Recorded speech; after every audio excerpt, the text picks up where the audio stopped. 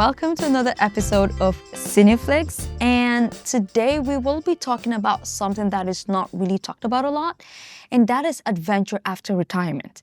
And with me, I have Max and Edith to walk us through your adventure after retirement.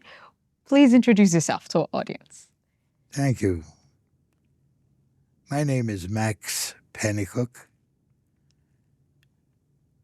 I'm 96 years old, born October the 22nd, 1928.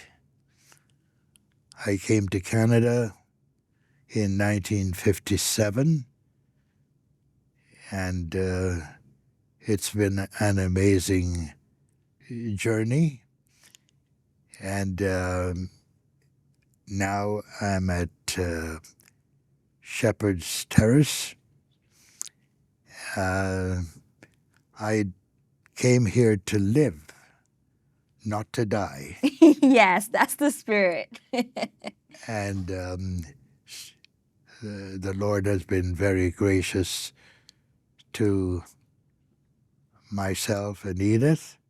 We have had a wonderful life together, married for 67 years. Wow.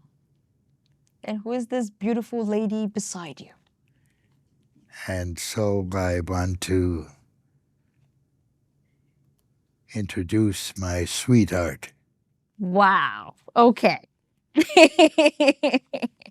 Edith, can you introduce yourself? Because I think Max blew it away. Well, there's not very much to say after Max has spoken. However, I am Edith Pennycook. I was born in August the 6th, 1928. Came to Canada in 1956, and I'm still here. That is very important. Well, thank you. We would go right into the story because there is something amazing. Right after retirement, you didn't let your adventure end. You kept traveling. Can you walk us through your journey to China? How did you get to China? What exciting thing happened in China? We want to hear all the juicy details. I worked as accountant for one of the largest jewelry manufacturers in Canada for 35 years, through many managements, and retired and decided to give some years anyway to Christian work, whether here or wherever the Lord would lead. It so happened that my name surfaced somehow at the offices of the Overseas Missionary Fellowship, which was formerly the China Inland Mission. And there I worked as Director of Finance and Administration for 3 years, and fully retired at age 65. This really, my time with OMF, Overseas Missionary Fellowship, really sparked my interest in China and missions. And I was given the life story of Hudson Taylor, who was the missionary, or the famous missionary to China. And he did a remarkable job. Because of him, 800 missionaries from North America and all over the world went to China to evangelize the people of China. And this is how it came that we went to China on a visit in 2001. What was the highlight of your travel? We have been privileged to travel extensively after our retirement, but I think that the trip to China was a highlight of my travels. We were fortunate to have an excellent travel agent who arranged the trip. We were put up in 5-star hotels. We traveled by air in China, by boat down the great Yangtze River on a cruise for 4 days. And we were taken to the places of greatest interest. First of all, we went to Tiananmen Square. You probably heard that in 1989, I think it was, that the Army of China was confronted by protesters, and they mowed them down with tanks. And it was a very sad occasion. Many were killed. So we visited that site, Tiananmen Square. And then from there, we went to the Forbidden City. Ooh. Now, the Forbidden City is really a palace. It was a palace of the Ming Emperor. It is now a museum. And very interesting place, well preserved. And then we went to, this may not be the order, but we went to the site of the terracotta warriors. Now, the terracotta warriors were life-sized sculptures of Chinese soldiers. And we saw the excavation of these monuments, which actually was found by a farmer in, I think it was 1974. I could be wrong there. However, that was an interesting sight. We also went to, on a cruise, as I said, down the Yangtze River. Now, that river is the main river of China.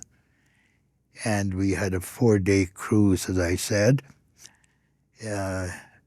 We saw much of the countryside.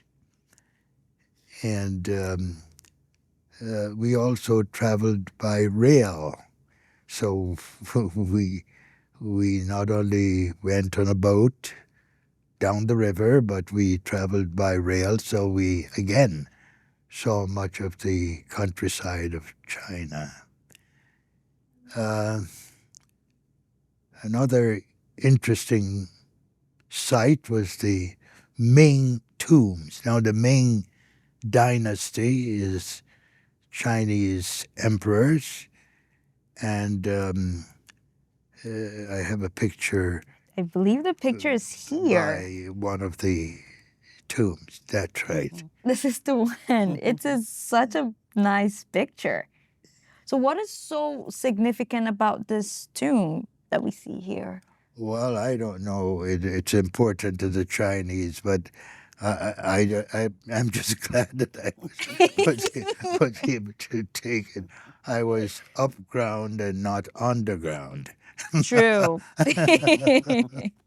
Okay, so I do have a picture here of the Great Wall of Yes. China. Talk That- to us about it. Yes. Now, I'm glad that there is evidence that we both climbed the wall. We have a certificate Oh yeah, this one right here. for that Read it. to that event. It's a wall that's 5,600 kilometers long. Now, I didn't go all along that wall, but I'm just privileged to know that I was standing on the wall. We do have a picture of you standing on the wall That's right. right here. That's right. That's right. This is a really nice photo. Yeah. So how was the climb to the wall? Climate. Well, to be honest with you, at that my age then was what would be 21. It would be about in my 70s, so I was quite fit to be able to do that. It wasn't. Yeah. I can't remember it being arduous. Was that same for you, Edith? I think it was a little arduous for me. It's okay. The lady said no, it was not as easy as it looks. What was the highlight of the city of China? Aside from the journey, the climbing, the pictures. I'm asking because I do have a special photo here of you standing at a coffee shop. So, what is so special about the coffee shop? Well, it's just that I like coffee, Okay. and I thought, well, here is an opportunity to take a picture. I can't remember having bought a coffee. No, I don't think so. I just took it outside the coffee shop. Do you drink tea? No, I drink tea, but I favor coffee. Did you try any tea in China? No. Oh well, we had a lot of beer. Yeah. It's a Chinese Drink. beer. It's the restaurant we were taken to beer flowed. Oh. Yeah. And And so- with every meal we had beer. No water. Yeah, well, the water If was you there, wanted but water, you had to pay for it. yes, But the beer came With as the- Well, yeah. complimentary with the meal. that's right. Wow. I was thinking more tea, but beer is No. really new. It's really Yeah. new to me. Yeah. Well, you've had all the amazing adventure. Do you think you're going to do that again? Oh well, at 96, I think my traveling days Are are over. over. But not only I think we have done our One time. our bit of travel, That's nice.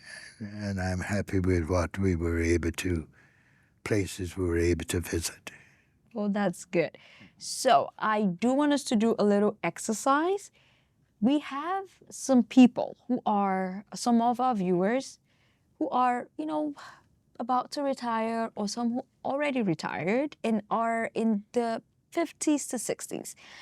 And they're a little bit confused as to, okay, what do I do? Do you have any advice for them? Is there anything you can say to them to encourage them at this stage of their life? Well, if you can afford it, I would say visit China. That is It's an amazing adventure.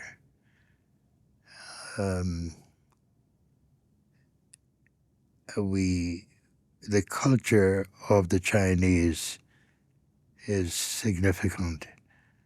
I remember we went to Shanghai,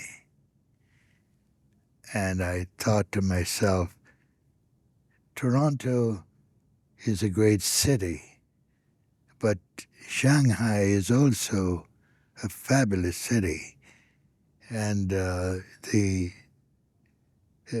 we went to a theater and saw an amazing show. The Chinese are wonderful dancers, oh. and so it's really, and there is a show in It's on now, Toronto coming. right now. If you have an opportunity to go, The I great would dancers. I yeah. would I would strongly recommend it. Well, thank you so much for being here and sharing your stories. And thank you for the pictures. Now I have to sit down and decide whether or not I want to go to China. First off, I have to be, I think, in good shape to climb. And I definitely would try the coffee shop, maybe try the coffee. But thank you so much, Max and Edith, for being here. And thank you, viewers, for joining us on another fabulous adventure. Hopefully, we get to see you in another episode with more fun and more adventure to come. Thank you so much. Thank you You're This so is much. so great. I like it. I want to go. I want to travel.